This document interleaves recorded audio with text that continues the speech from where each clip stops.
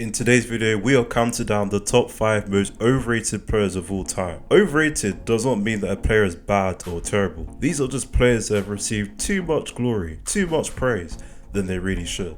So let's get into it. At number 5, Raul Gonzalez, a Real Madrid legend who somehow managed to be the face of Los Blancos for over a decade without ever being the best player on his own team. He joined Madrid's youth system as a teenager, scored on his debut, and immediately had the Bernabeu convinced he was the second coming of Di Stefano or the Spanish Robbie Fowler. Now, don't get me wrong, Raul was a very good player. 6 La Liga titles, 3 Champions Leagues, 2-time Champions League top scorer, and the Ballon d'Or runner-up in 2001.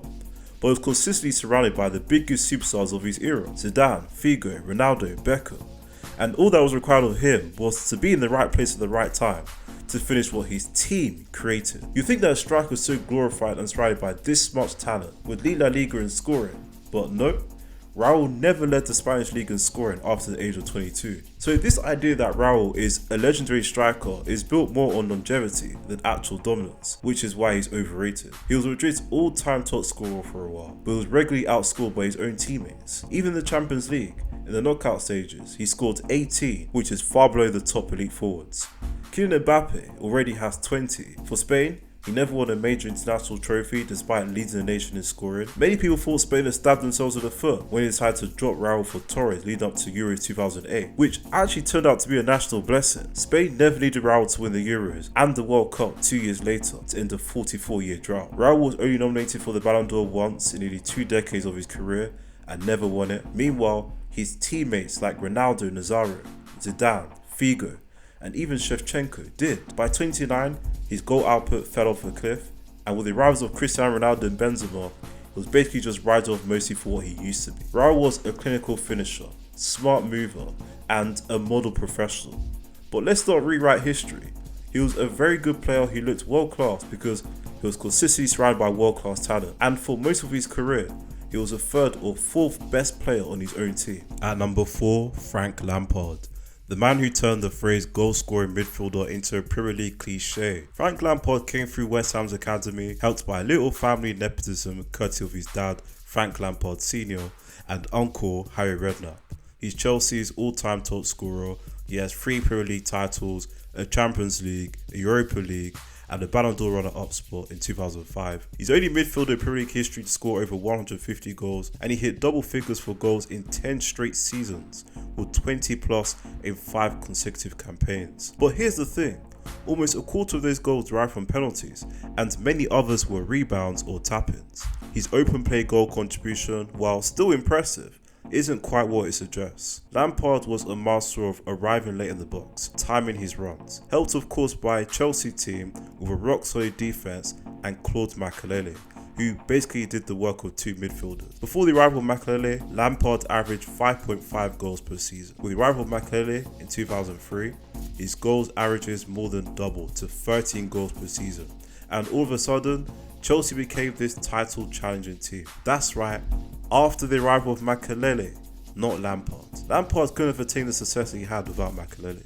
Put Lampard in a less structured team like West Ham, where he started, and his impact drops off. And if you disagree, at West Ham, he scored 24 goals in 148 league appearances, and they were still a mid-table team. Defensively, Lampard wasn't bad, but he wasn't elite. He wasn't the guy you rely on to break up play, set the tempo, or pass and have the vision like Paul Scholes. He wasn't as well-rounded as Steven Gerrard, who could single-handedly win games. He obviously wasn't the complete midfield that people think he was, and he was rated the best player on his own team. Drogba, Terry, Makélélé, and Hazard all had bigger moments and more decisive impacts. That's not to say Lampard wasn't world-class, especially from 2004 to 2007, but outside that window, he was more very good than generational. His status as an all-time midfield great is a bit overstated, but I still take him over Scholes and Gerrard because at the end of the day, he put the ball in the net more than any other midfielder in Premier League history. But let's not pretend he was a complete package. He was an ultimate luxury player and a system built for him to almost only score goals. If you want a midfielder who will guarantee you goals,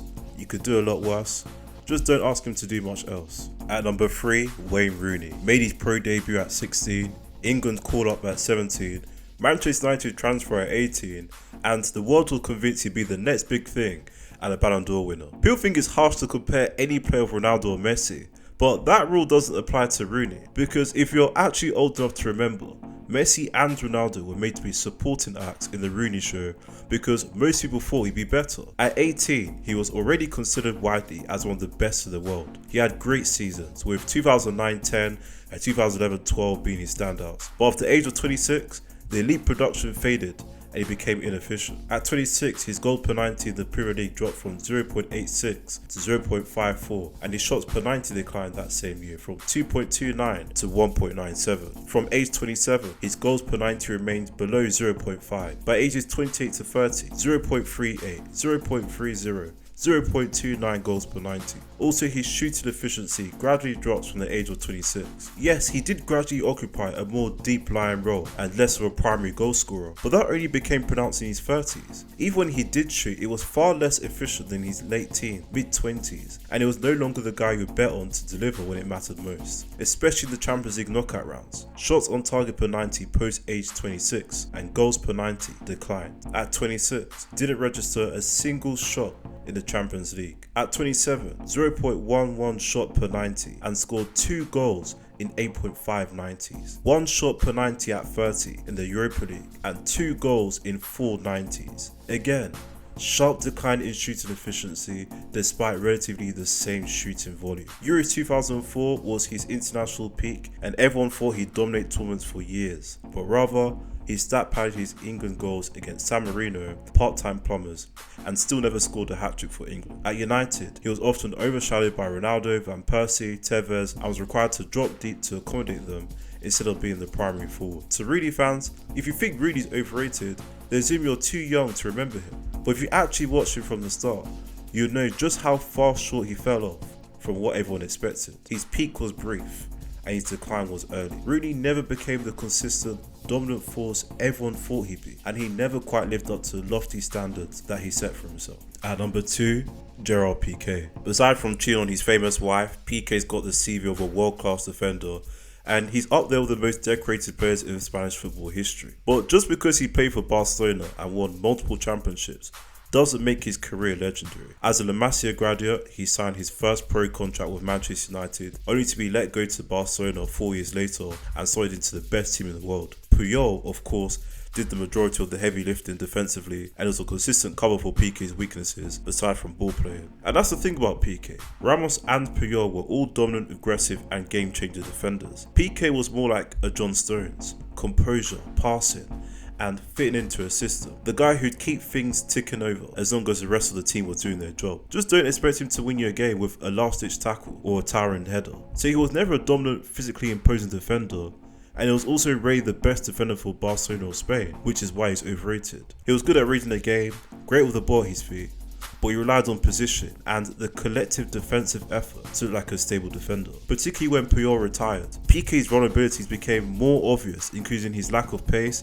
getting caught out of position, misjudging clearances, and struggling one-on-one, all whilst playing for teams that were rarely tested defensively because of how ball dominant they were. Pique's numbers lagged behind his reputation, especially after 2015, like blowing multiple dominant leads in the Champions League knockouts. His individual accolades and multiple 5th Pro World 11 selections were as much about Barcelona's success as his own individual brilliance. Pique was just a very good player in a great team. Last but not least, at number 1, Ezequiel Lavezzi. Somehow he convinced the footballing world that he was more than just a tireless runner with flashy dribbles. Lavezzi started his career in Argentina before making the jump to Serie A, where he became a fan favourite at Napoli. Of course, this was the pre-rise Napoli, not powerhouse Napoli. Anyway, he's moved to PSG in 2012, put him in a stacked team, and instead of thriving, he became more of a supporting cast and never a true game changer. For all the energy he brought to the pitch, the numbers simply didn't back up the hype. Never scored more than 11 goals